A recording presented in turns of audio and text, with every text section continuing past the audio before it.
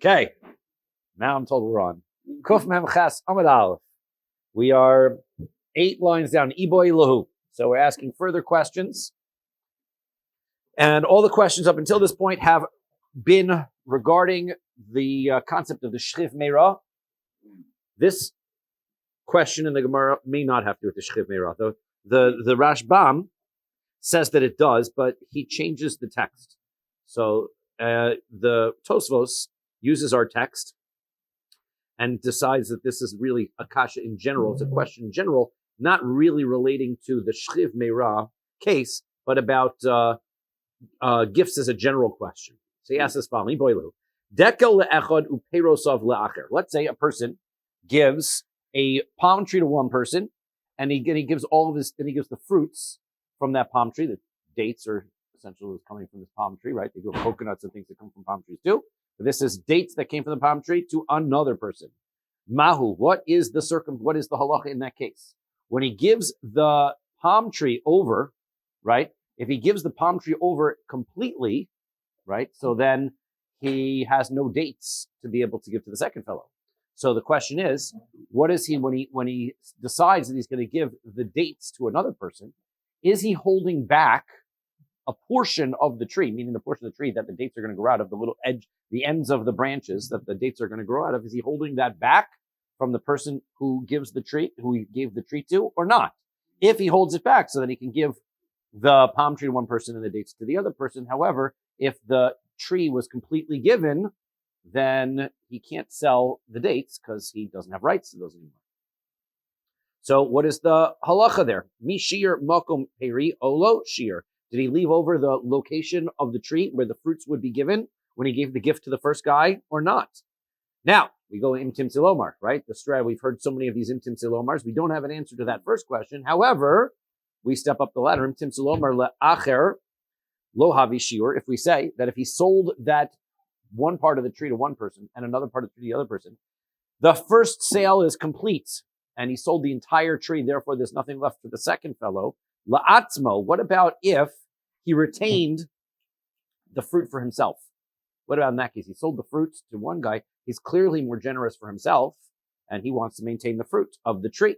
So so then if he sold the tree to one fellow and he says, I'm going to keep the fruits for myself, so what would be the halacha in that circumstance? Did he retain the edge of the branches for himself? What about chutz mi peirosov? What would be the halacha if he actually specified to remove the fruits from the sale? Amar Rava, Amar Rav Nachman. So Rava says, name of Nachman. Im tim tzolomar dekel le'echad u'peirosov le'acher lo havi shiur. If you're going to say on the other side, if he sells the palm tree to one fellow and the fruits to another, that does not work for the second guy. And so therefore the tree sale to the first fellow is complete, and therefore there's nothing left to sell the second fellow. Makom peri dekel le'echad, v'shir perosov lefonov. So what about if, I read that wrong. What would be the case if it was dekalecha, the palm tree to one person? V'shayir perosov lefanov. We change that gear. So chutz mi perosov. What if he would leave out the fruits? Shayir makom peri. Does he leave? He leaves over in that circumstance. He says the answer is he leaves over the location of the fruits. My taima. What is the reason for that? Kol legabe nafshe ba'ayin yafim mishayir. He says that even though when it would come to a sale to another person, he's not going to transfer, he's not going to hold back. If it was for himself, if he said he made that declaration, except for the fruits, that would be a valid declaration, and he would be holding the fruits back for himself. That would be effective. Okay, so a person can sell the palm tree to one person and still retain the fruits for himself. Amalei Rav Abba Rav Ashi. So Rav Abba says to Rav Ashi, Anon ad Rabbi Shimon ben Lakish masninon lo. We learned this teaching according to Rabbi Shimon ben Lakish. Damar Rabbi Shimon ben Lakish. Rabbi Shimon ben Lakish taught as follows: Hamocher bayis lechavero. Okay, the Mishnah states that if somebody sells a house to his friend, the Amar lo amnas shediyuta hel yona shali. He says, but on condition the second floor is still mine. Now, earlier on in Bava Basra, we had discussions about the sales different sales of various items. And if a person sells items, right, what's included in the sale, right? So if I sell my car, does it include the seat covers? Does it include the rugs, the mats, right? It does include the engine. So therefore, it's understood certain parts. So if I sell a field, am I selling the plow that goes with the field? Am I selling the equipment? Am I selling what is included in a sale, right? That's the Gemara discusses over there. If somebody sells a house, it is presumed that he's only selling the lower floor. He's not selling the upper floor. He can retain that upper floor for his own personal use or to sell to somebody else. So therefore, if he specifies, he says that I'm going to sell you the bottom floor on condition that the top floor is not included. Why would he say that? It was already not included. So why would he say that? So the answer is, Diyuta hel yona shelo, then the upper floor is in fact his to retain. So, however, because he made that statement, we're going to add on additional rights. The Mishnah says over there, that he describes over there, the additional rights that he's reserving for himself is that he can extend things off of the upper floor over the property that's down below. Okay, so he gets additional rights to the property based on the fact that he made specified. I retain rights to the upper floor. You had the rights to the upper floor. The answer is I'm retaining additional rights based on my ownership of the upper floor that I wouldn't have otherwise. Okay, fine. So Iboilu. So the question is like this. Let's say a person says, I'm going to sell the bottom floor to one person and the top floor to the other person. Okay, so this is the same kind of a thing that we've been discussing. Mahu, what would be the halacha then? Mihavi shiur olo. Is that now retained? Did he retain the rights to the upper floor, this extra rights, or no? Im tim solomar bayis le'echad v'diyuta le'echad lo havi shiur. And if that is not the case, that if he gives the lower floor to one person, the upper floor to another person, that is not, he has not retained those additional rights. Chutz mi diyuta mahu. What if he had said specifically, I'm exempting from my sale in the first place the upper floor? So Amar Rava, Amar Rav Nachman. So Rava said to Rav Nachman, Im timtzo lomar bayis lechad v'diyuta echad lo havi shiur. So he says, if you're going to say that the house goes to one person and the upper floor goes to another person, is not considered to be something that is left over. In fact, the sale to the bottom floor person is considered to be final. Chutz mi diyuta havi shiur. So chutz mi diyuta is in fact leaving something out. V'aliba de Rav Zvid.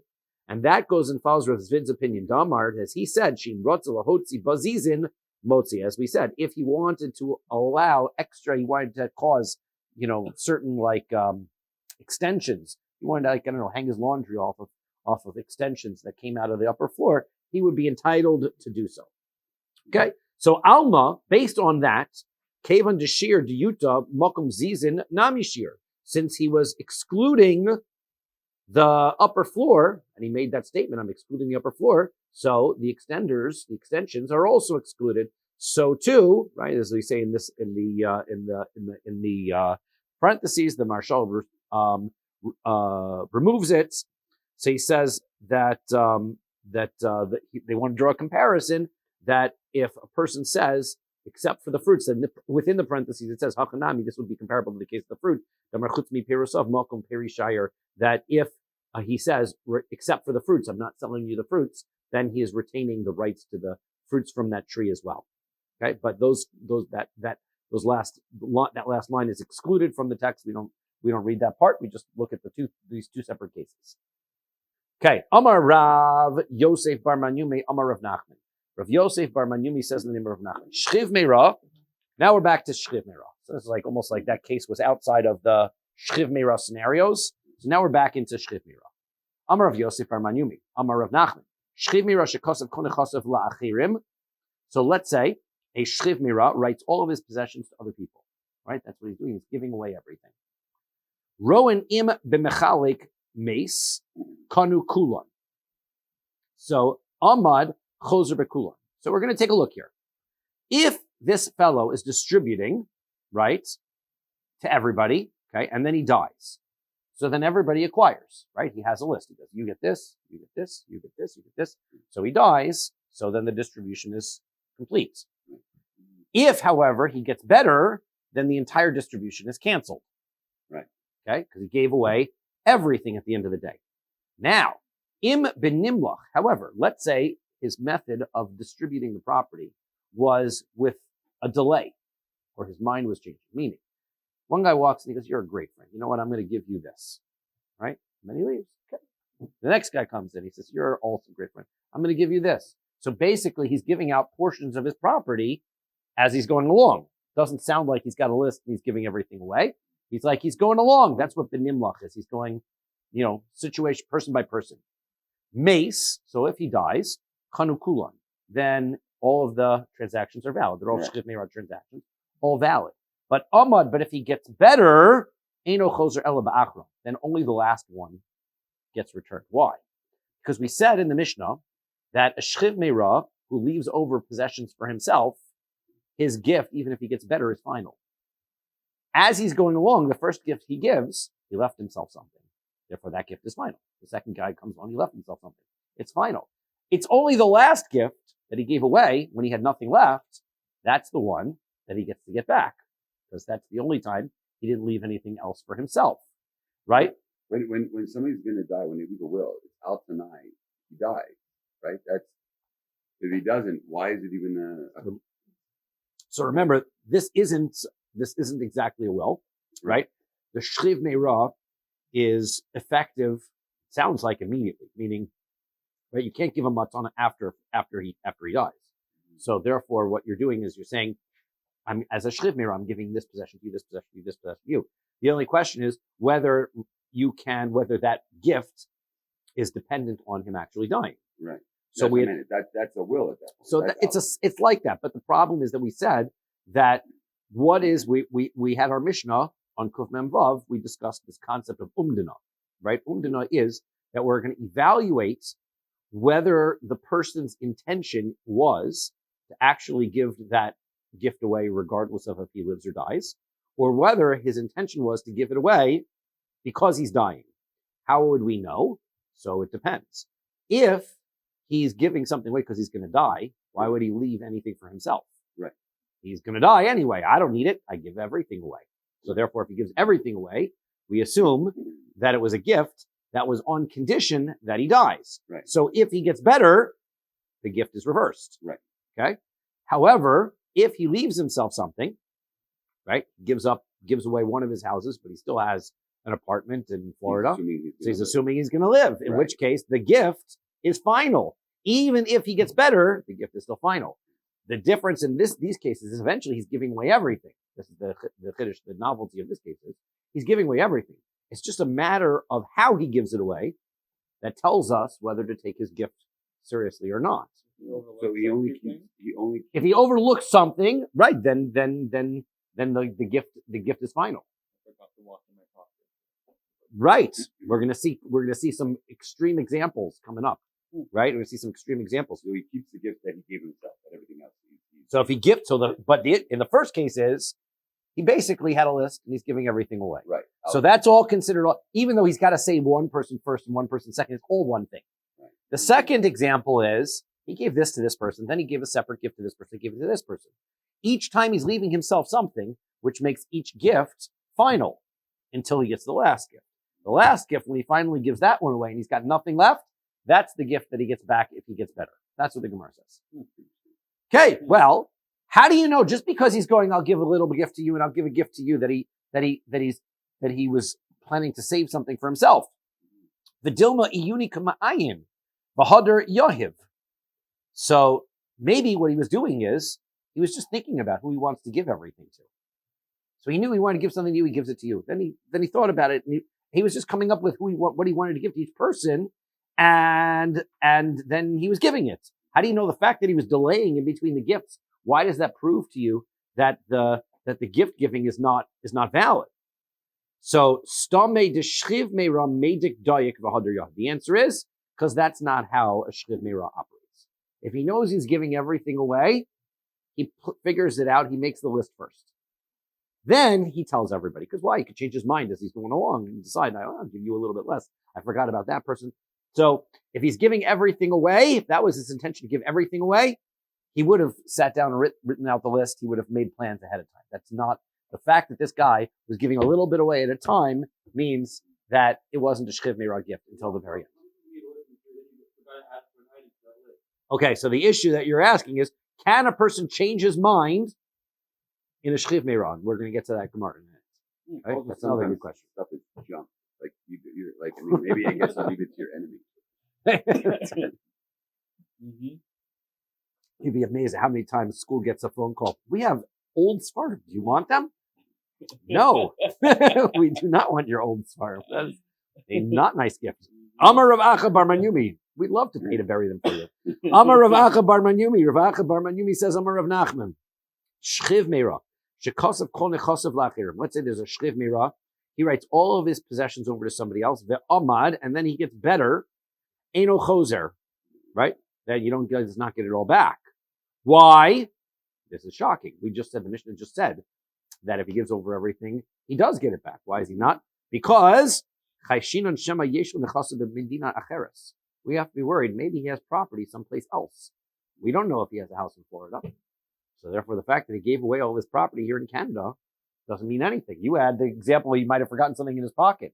Here, we don't even know. We're going to presume that there's something out there that he didn't give. Therefore, if a shchiv meirah gives everything away, we still can't keep it if he gets better, because maybe he had something someplace else. How have he specified al tanai? Like if he specifies, it's so much easier. Right. There's no issue of umda. No That's right. Right. Umdina is when there's no specification. Right. That's correct. Okay. Right.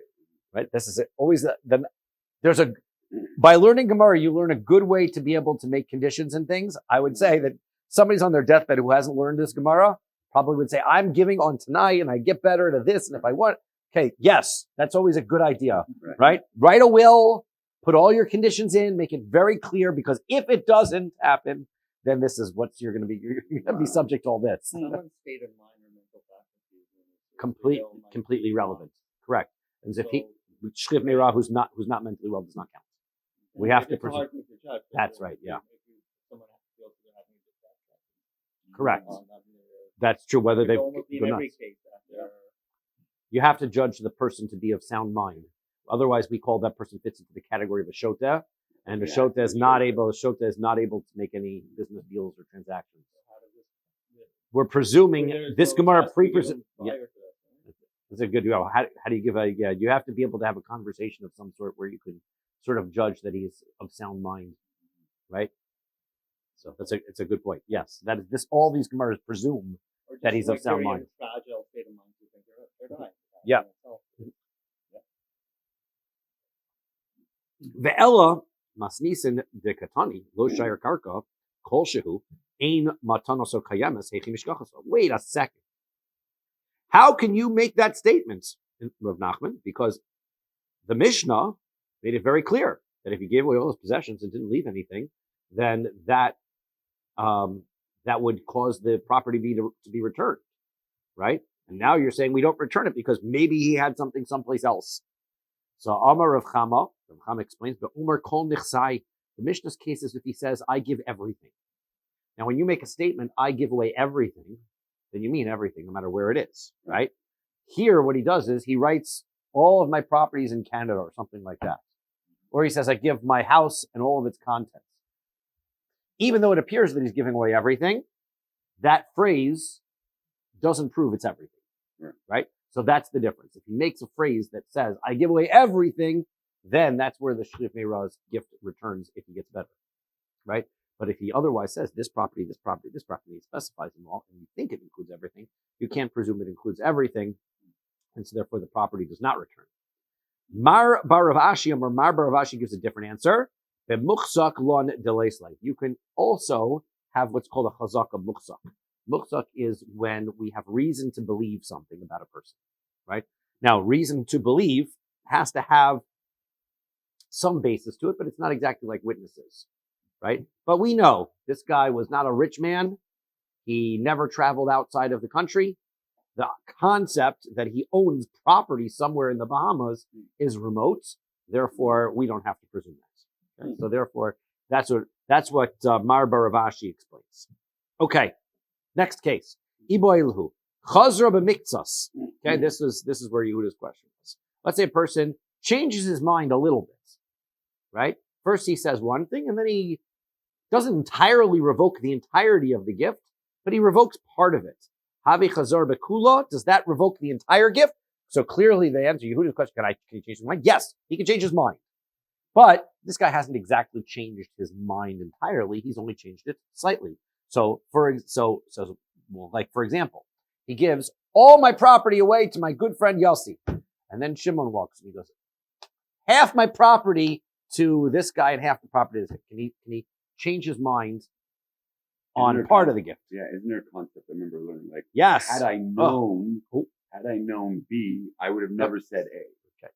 Yeah. So you could be choser, you could definitely be that we have. But the issue that we have here is his new position completely revoke the old position, or do we take his old position as standing and then we add on to that the new position? Okay, so that's what we're asking here. Okay, so if he was chazer b'miktzos havi chazer l'kula lo. So Toshma, come and listen.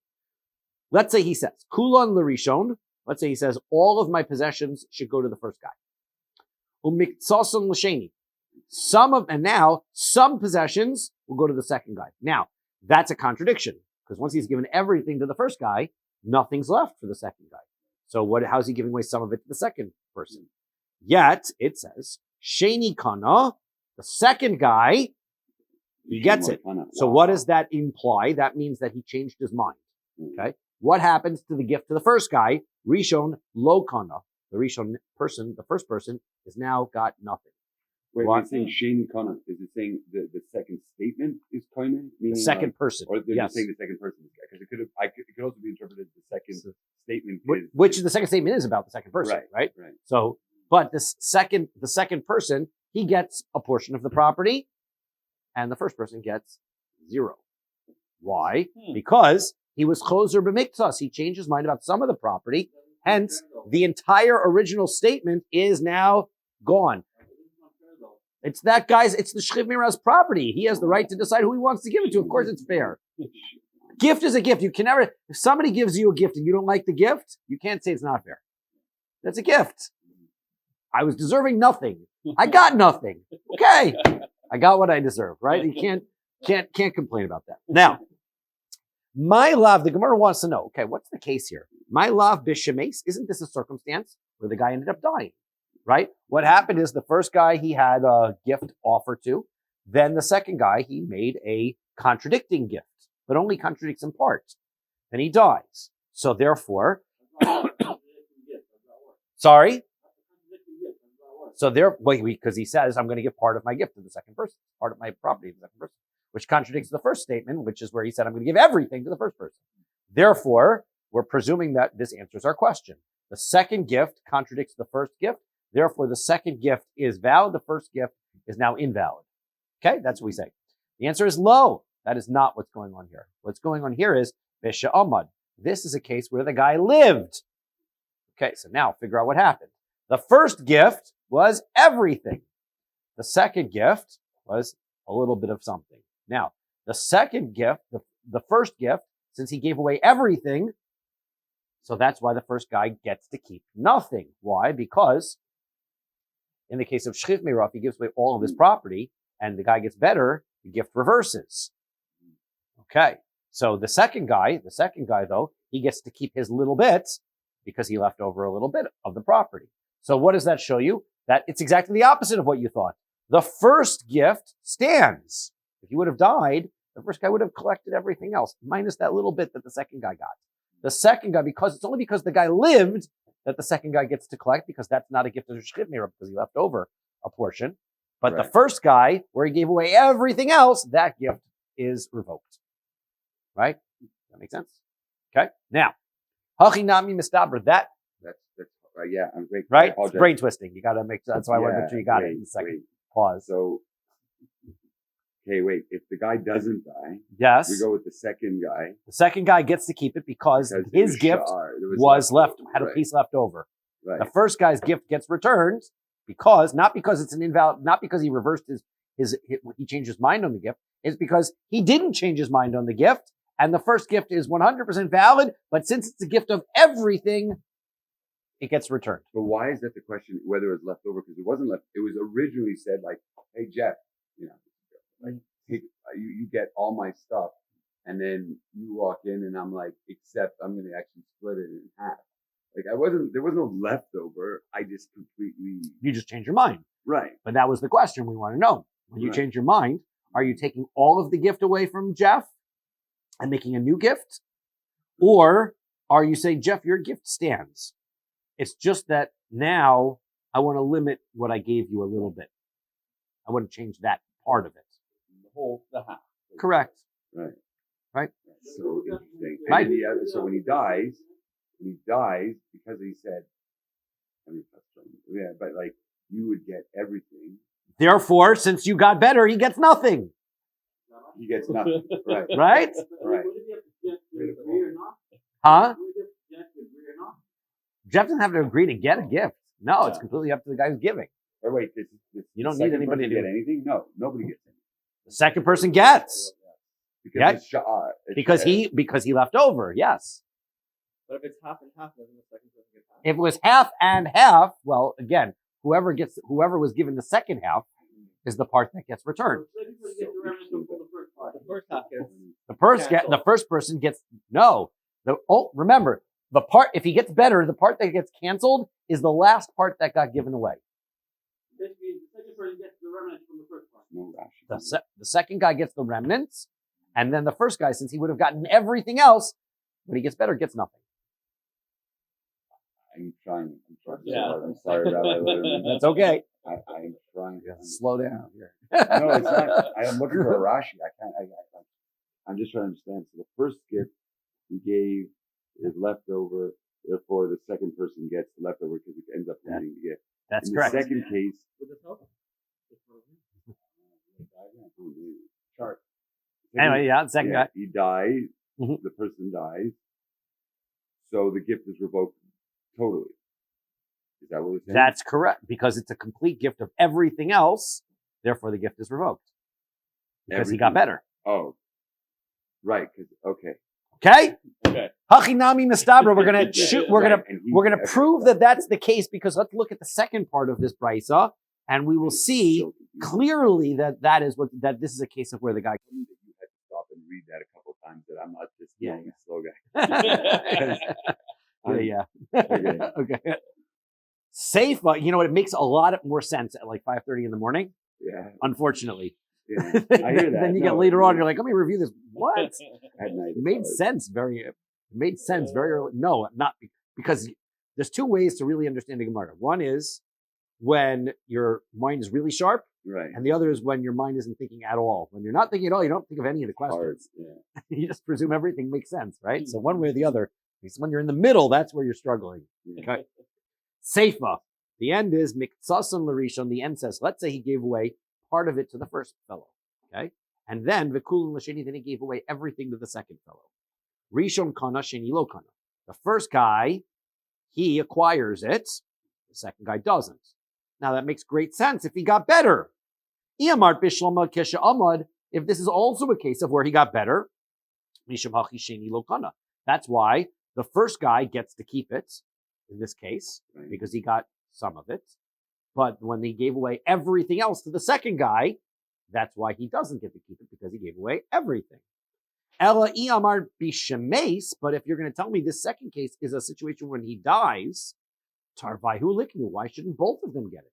He gave away half of his possessions to the first guy, and then he gave everything else away to the second guy, and then he dies. Those gifts are fine, right?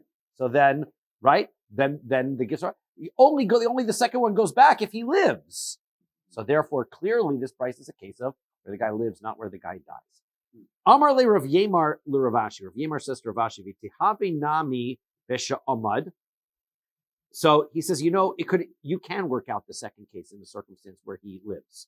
Amar bishlama chazra b'miktsas. So he says, look, if you're going to say, let's say chazra b'miktsas havya chazara. Right. Let's say a person who changes his mind halfway, so then it will go back.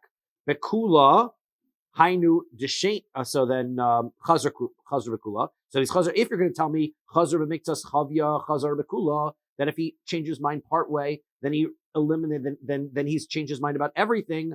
Hainu desheni mi haskana. So then that explains why the second person is going to be able to get the money. Why? Because the second person, what he did essentially is, he said, first guy, you're going to get part of it. Then when he said the second one, I'm changing my mind, giving you all of it, he's changing his mind from the first guy. That's why only the second guy gets it. Right. But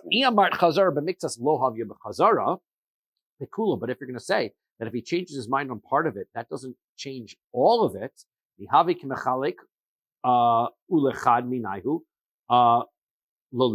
How could he be? He's basically giving it out, giving a part to this guy and a part to this guy. So why would one of them not be able to collect? So then he says, V'hilchasa, the halacha is, the conclusion of the Gemara is, chazar b'miktzas havya chazara, chazya b'kula. If you give away part of it, and then if you change your mind on part of it, then the entire thing is changed. And reisha mishkachas labein shemeis bein she'amad. Therefore, the first part of the brisa makes sense whether he lives or dies. Right? Why? Again, because the first guy got everything, the second guy got parts. Right. So if it's a circumstance where he lives, that we understood. The first guy was given the full part of the full estate, right? Then the second guy was given part of the estate, Right. but that was the second part of the estate. So therefore, his part is the part that his part. He was only given part of the estate. So therefore, if he lives, so then by changing the second gift to be you get part of the estate, he is completely nullifying the first gift. Right. Right. Therefore, Right. the second guy, if he lives, the second guy gets to keep. The first guy gets nothing. Right. That's Right. That's what I didn't understand. Now So I get it. Okay. that's chazar mixus, chazar bakula, right? And if he dies, so then we wind up with the gift goes to the second guy, not to the first guy, because again, the second gift nullifies the first gift. However, seifa, but the end, lo mishkachasa ella kishama. You can only explain the second part of the brisa according to the circumstance where he lives. Why? Because if he dies, he still gave part of the gift to the first person, gave the leftovers to the second person. Why shouldn't both of them be able to get? Right? It's only if he lives that the gift of the first person, which was the gift of the second person, which was everything left over, reverses and goes back, and the first guy gets to keep his part. Right. It's because he changes the deal. It's because he changes the deal, therefore nullifies the first deal. That's what I was under. That's okay, that makes and sense. that was what we were trying to prove. So therefore, that's this brisa. Even though this brisa could be interpreted both ways, he says this is the way the brisa gets interpreted. The brisa gets interpreted that if he changes his mind on part of the deal, it nullifies the entirety of the first deal. Right. And you can explain the brisa according to whether he lives or dies. But if he specifies, if he says, okay, I'm going to give you everything. Oh, but I'm going to give half to you and half to you. That would be a new deal that would include both. We're saying that he correct. We're Yes. saying that that's the problem is that I'm saying I'm going to give I'm going to give half to you. I didn't go back to him. Therefore, I nullified that. I haven't. I brought up something new that disqualifies the. Okay. That's exactly the point. Now Yes. I couldn't. That's what I was struggling with. Okay. A little the coffee. Okay. Next problem.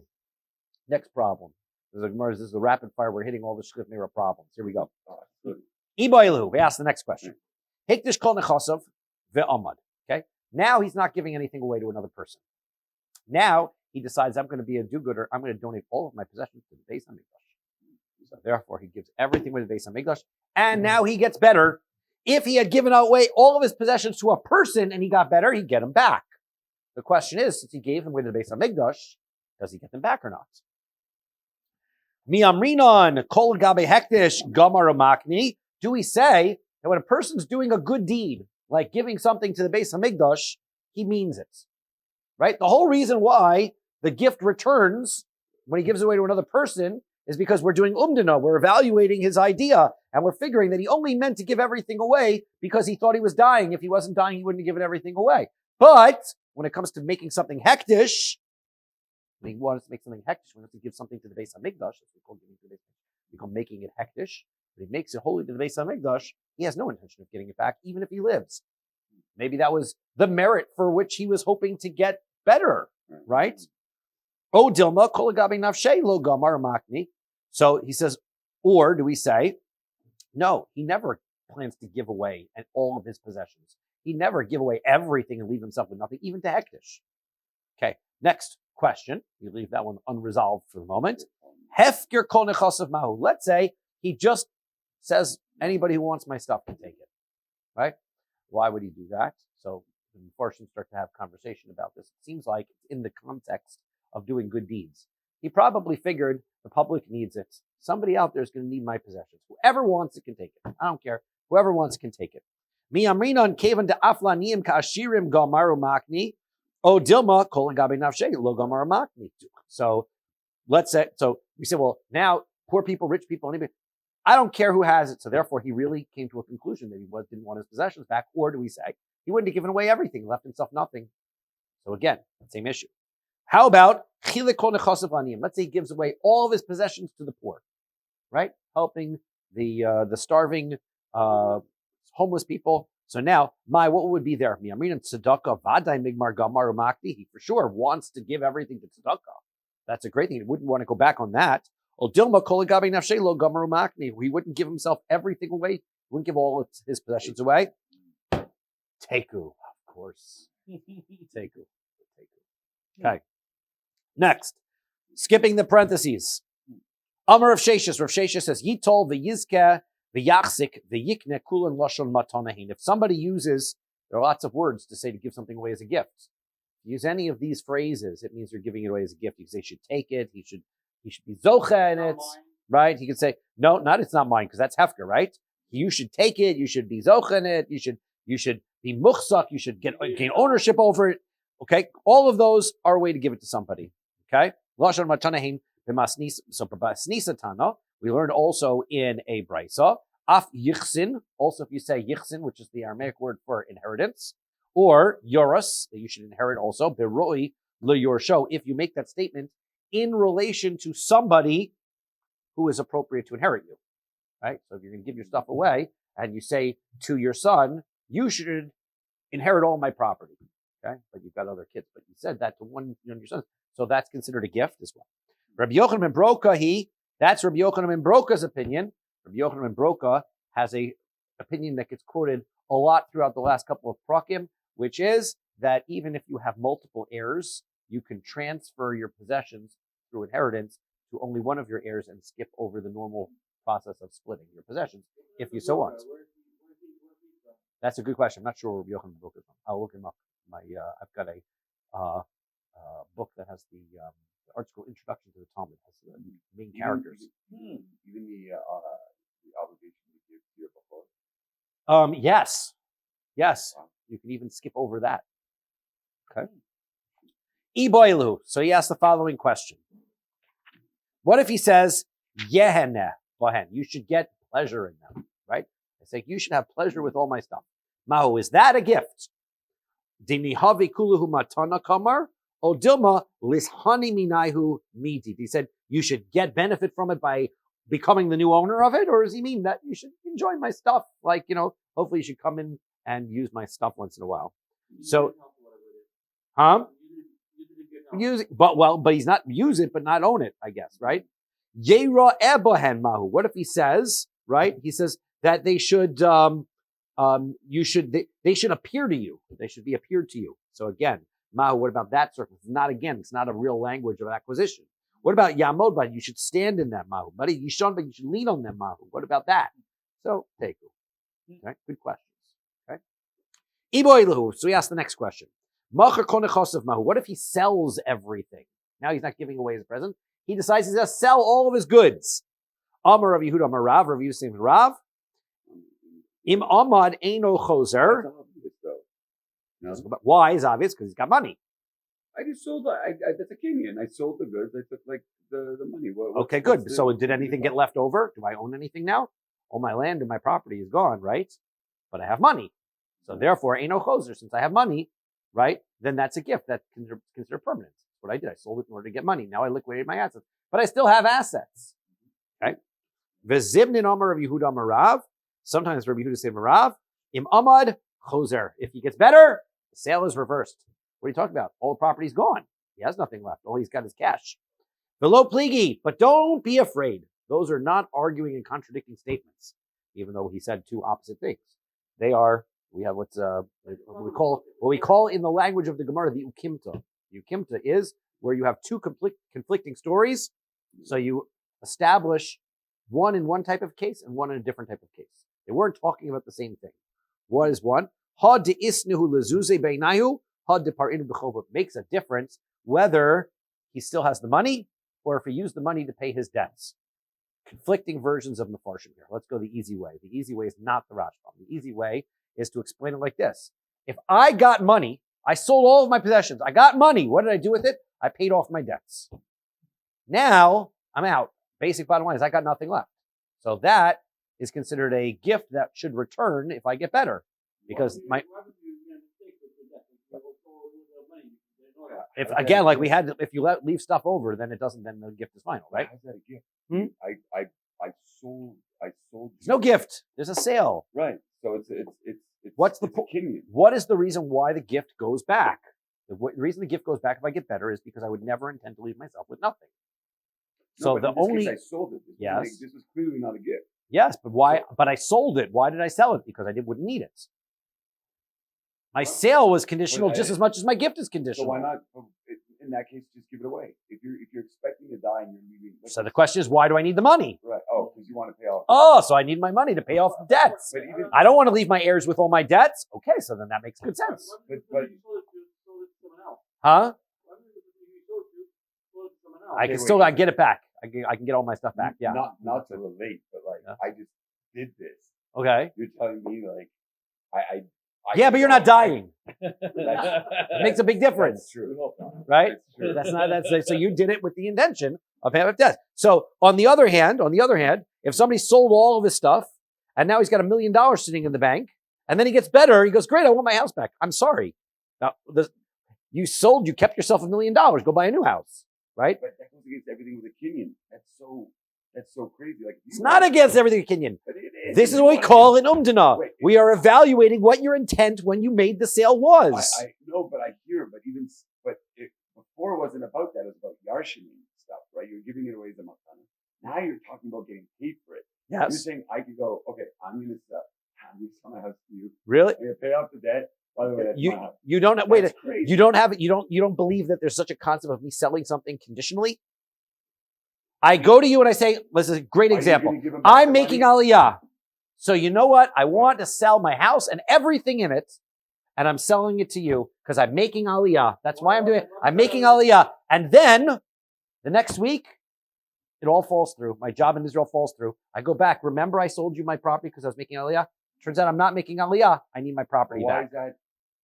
I don't get it. And also, you don't even have the... That works. At that point, you don't even have the money to pay back to get the property. Why not? Because I return the money, and even if I don't have the money, you I'll owe it just to paid him. off the debt. You took the money. Okay, now you're going back to this case. You're Right, staying in my case. Right. Oh, sorry. Okay, my case, right? Right. Right? Fine. We're back to this case. Okay. The guy decides he's selling off everything. He wants to pay off his debts. And the simple explanation is he takes all the money. He gets rid of it. He has nothing left. He wouldn't put himself in that circumstance if he thought he was going to live. Therefore, if he lives, everything goes back to the way it was.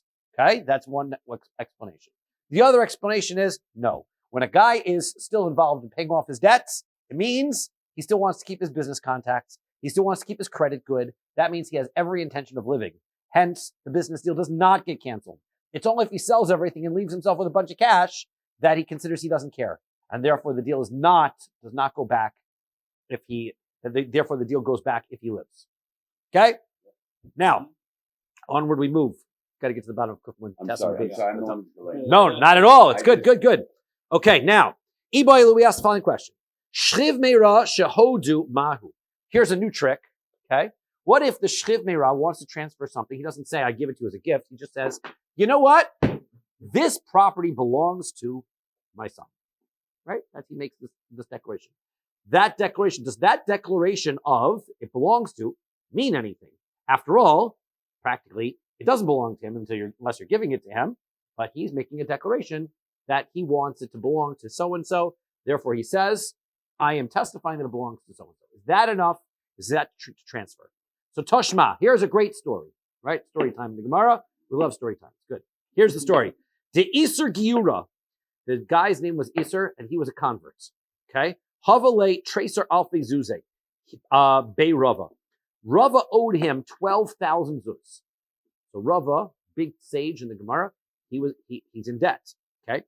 Rav Mari Bray, so his son, Isser, the convert's son, right? His name was Rav Mari.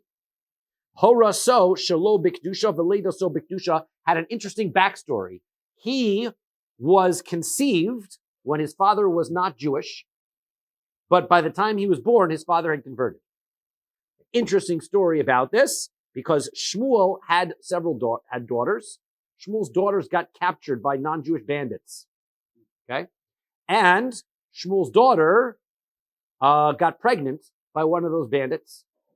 But then she obviously had some sort of influence on him. He decided that he wanted to convert to Judaism, and they got married and lived happily ever after. Yeah. But the child that was born from that relationship is Rav Mari. So Rav Mari was conceived. The father was not Jewish. Now, when it comes to inheritance, it's going to go by the conception, or so when he was conceived. Sorry, no, this is Rav Mari, the son of Isser the Ger. No, his father. His father? No. Anyway. No relation to Reish Lakish. So now, okay, so this fellow, this Rav Mari, is not the official offspring for inheritance purposes of Isser the Ger, because Isser converted after his wife was already pregnant. So hence he was not related to his offspring, who is in his wife, or his future wife, because he converts first, then he marries her. Okay? So he's not related to his own son officially. Okay? But they grew up together. It was a son. Okay? So Ubeirav Hava. He was in yeshiva at this time. So Rav Mari wasn't even around to have this conversation and solve a problem that was coming up. And that was Amar Rava. Rava says, Heichi nikninhu Rav Mari lahani zuze.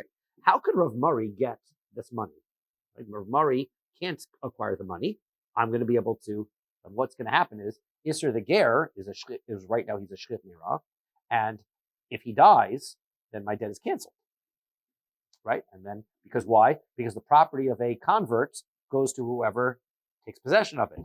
Since Rava is in possession of the money right now, the money is going to be his, debt is canceled. All he has to do is prevent the debt from being transferred to Rav Mari. Okay, so he wants to know, how would Rav Mari get it? Be Yerusha, if he would inherit it, La Bar Yerusha, who we said he doesn't get the inheritance.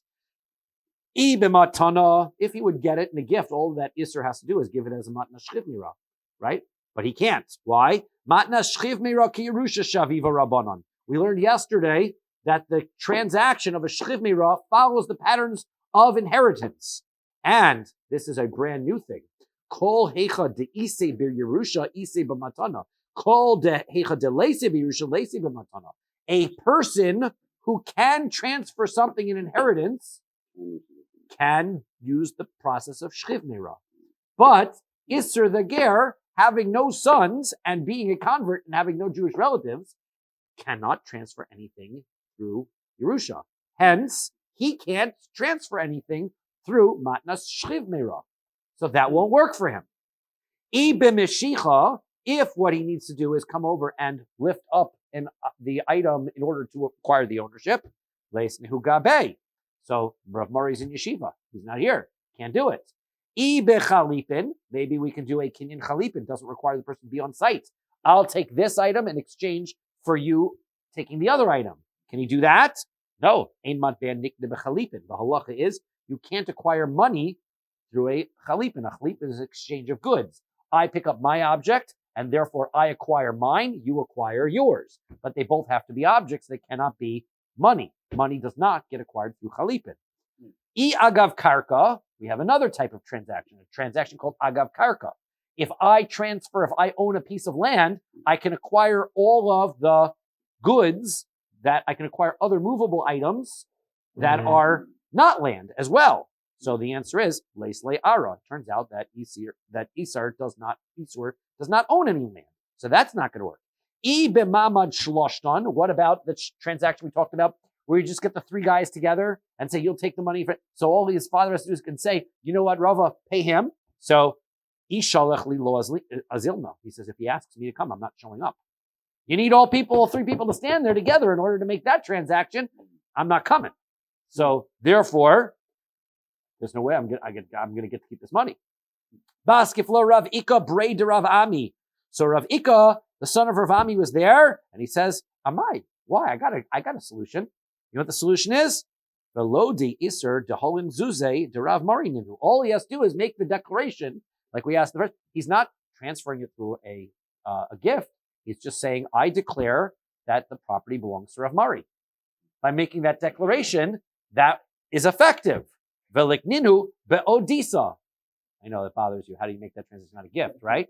By making this declaration of I am testifying. Why? How does it work? Because if I walk over to you and I say, I owe you money, right? That's not a gift. No. You owe it. But nevertheless, now it's collectible. A person can himself make a statement of declaration, and that statement of declaration have impact and effect. So that's what's happening. The Isser is making the declaration. This loan belongs to Rav Mari. And then it does. It's just we learn all these laws of kinyanim. Right. And then it's just like, you don't need any of that. Just say something and then that's it. Okay. So interesting. So what happens? Okay, so that was the recommendation.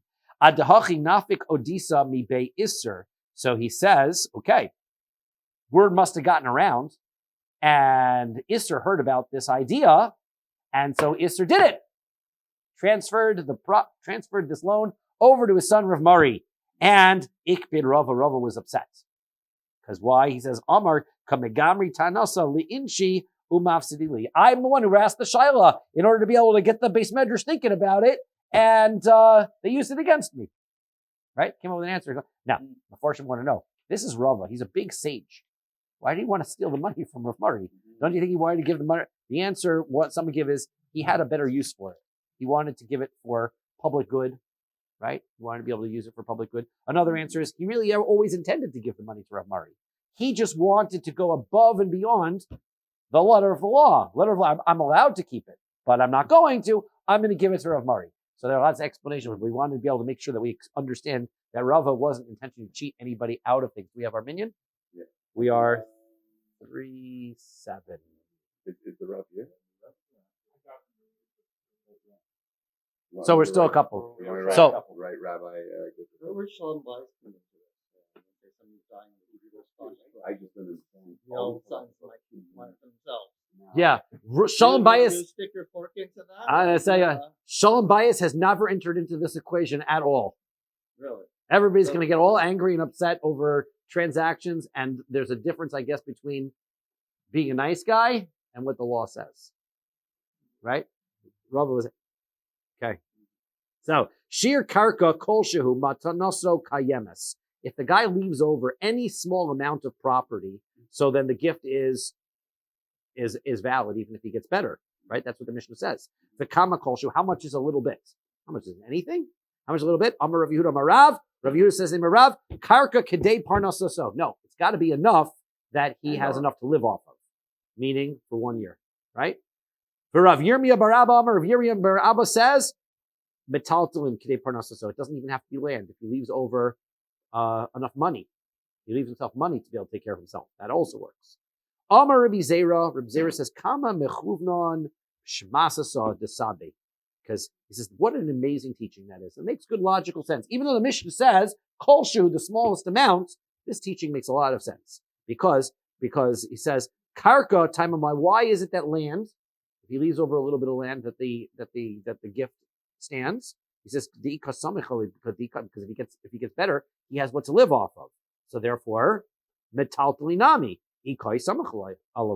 therefore, if he gets better, then also he'll have money and he'll be able to sustain himself. Can I just go back to one case where I could be, I'm so sorry, I don't mean to do this, it's just driving me crazy. If I really don't like someone, I'm in debt. Yeah. Right? What I could do is be like, no, not mine. Actually, this guy it's his. And literally, I'm transferring the debt onto that person. Yep. That person has no choice but to take it. Yep. And now somebody could go after that. So here's That's what we're saying, right? There are safeguards in place for that, right? In property, right? Let's say I sell something, I gift something.